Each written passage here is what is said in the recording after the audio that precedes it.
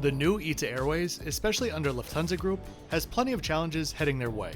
But there are a few things that give me hope about the future of the airline that they're growing into. One of those things involves a hangar, one involves an aircraft, and the other one involves Libya. By the way, did you know that you can always find my next 5 videos to come out in the description below? Before we get into all of this though, let me welcome any of you that might be new to the channel. My name is Kevin. I'm here to give you a self-funded and honest look at some of the best, and some of the not so best, airlines and hotels in the world, which I've been bringing to you full-time for the past 4 years. Check out my hundreds of videos, scan the QR code, or click the link in the description to learn more about how I do things. Let's get this started.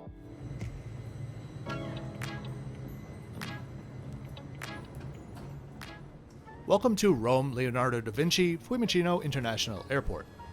I just arrived on an ITA flight from Delhi, which if you saw that video, you know was the very definition of a mixed bag flight. And so now, while I never expect too much from Euro Business Class, I did have a bit of hope still hanging on. After what felt like 20 turns to get from the non-Schengen area to the Schengen parts of the terminal, I finally arrived in what turned out to be an absolutely bustling departures hall. I was cutting through the crowds to get me to the first of the 3 things giving me a bit of hope about their future: the Hanger Lounge.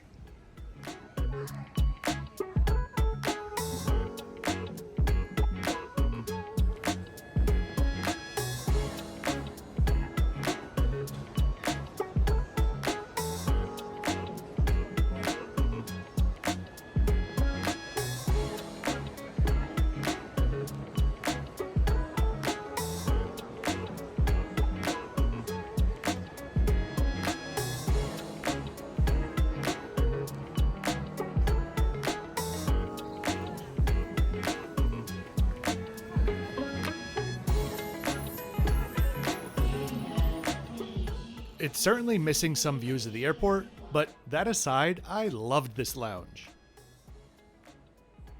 I know I made some comparisons to Air France in my last review, but this lounge cemented that even further. This felt like the Italian version of one of Air France's smaller lounges. Stylish and comfortable seating, a decent selection of high quality food, and specific to ITA, an unlimited supply of Campari, which is never a bad thing.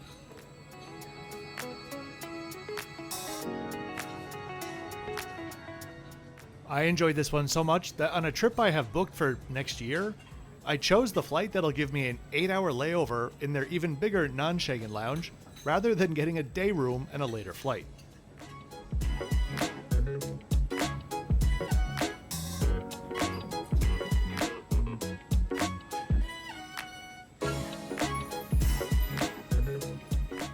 What will come from ITA in the years to come is yet to be seen, but I think there are 2 points on their route map which show a whole lot of promise, both of which began just in the last 6 months. Bangkok, the gateway to Southeast Asia, which they desperately needed to fly to, just waiting for Iberia to do the same, and then Tripoli. My opinion is, an airline like ITA starting service to Tripoli simply shows that they're willing to see what gaps need to be filled, test out filling a few of them, and take it from there. The first major step with their network was consolidating their long-haul operations all into Rome.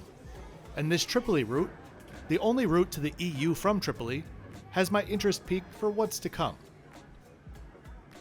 We were departing from a basement bus gate as many of their short-haul Schengen flights do.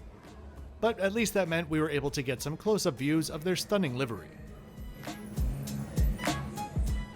If you're enjoying the video and would like to support the channel, there are many ways that you can do so. A quick like on the video and subscribe helps the videos with the algorithm. You could join my YouTube channel memberships to get early access to some videos and access to all of my community posts. Or you could check out my Patreon, where I post the most and can help you out with any travel related questions. Whatever you do, thanks for doing it.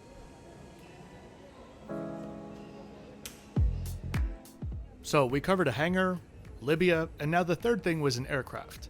In this case, the A321 XLR, which they now have in the fleet with live flat business class seats installed on them. Now, of course, you won't see any such aircraft regularly flying to Madrid like we are today, but it does open up a lot of possibilities for thin premium routes for them. From Rome, those aircraft could reach the northeast of North America, all of the Middle East and India, even most of Africa.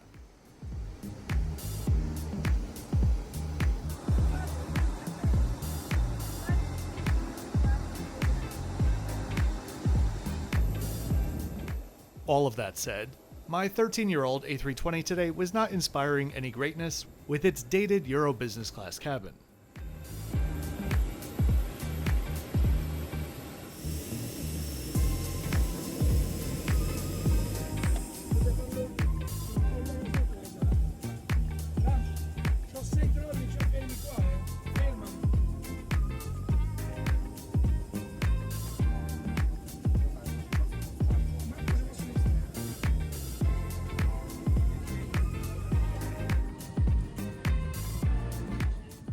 But you know what dated cabins mean. Extra cushioning.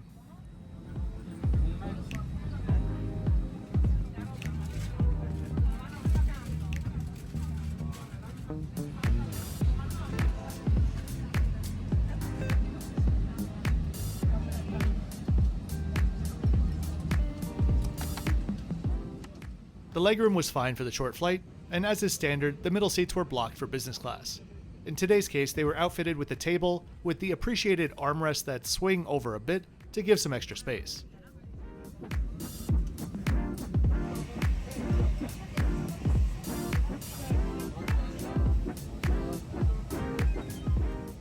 The crew on board were, I hope this doesn't offend anyone, as Italian as Italian could be.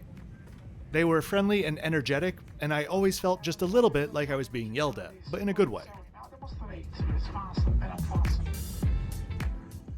The safety briefing began and we pushed back. Please locate emergency exits nearest to you.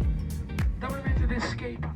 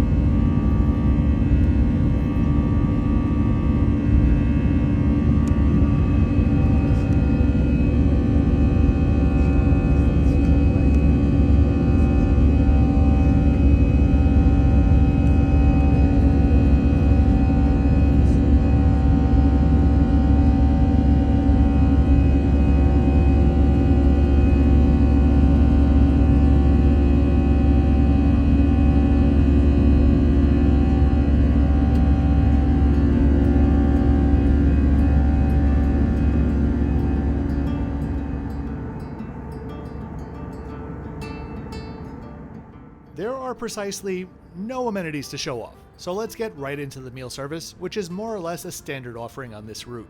I've seen this exact same meal multiple times in trip reports before. It was a little bit of a carb fest, but in Italy that's generally not a complaint.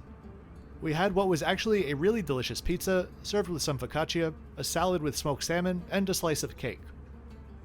All, of course, rounded out with a spritz.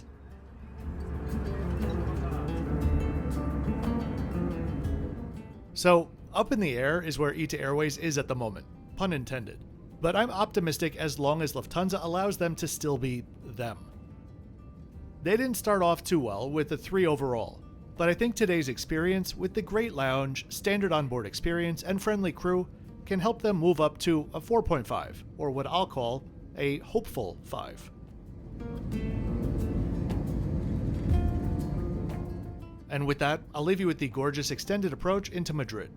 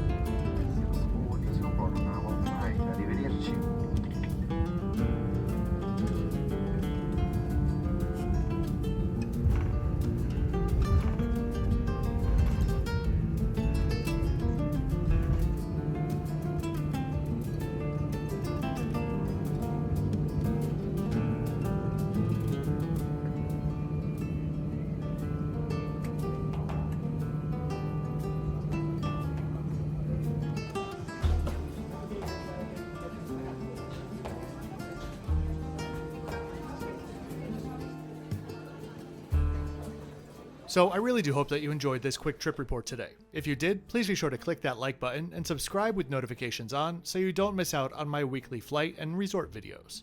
I'll see you next time from the Secrets Cup Cana. As always, thanks for watching until the end.